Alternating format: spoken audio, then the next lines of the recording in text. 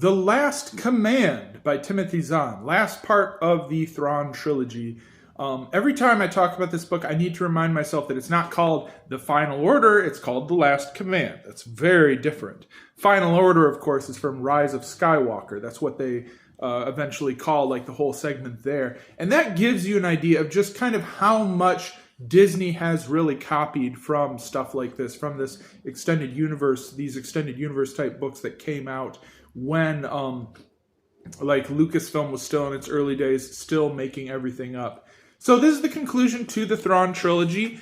In some ways, I felt like the end conclusion of like the whole spy plot line was a bit disappointing. Like all throughout the trilogy, it's like saying, oh, there's this spy in the Resistance. Who could this spy possibly be? Is it this person? Is it this person?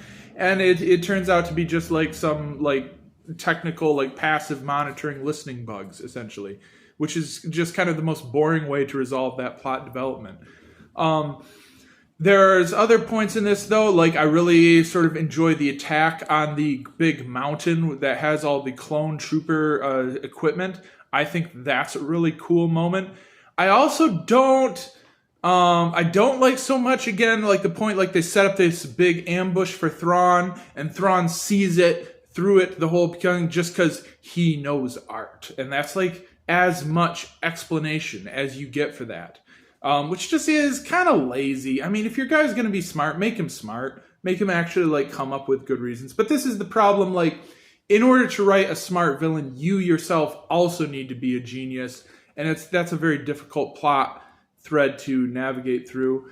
It's, again, kind of fun, the three different groups going on here. Han gets cool stuff to do. Leia gets cool stuff to do. Luke, I think, gets the coolest stuff to do in this chapter. And, of course, Mara Jade is really coming into her own in this book. In this book, she really makes her way forward. Some of the stuff with her is predictable, but it's still cool.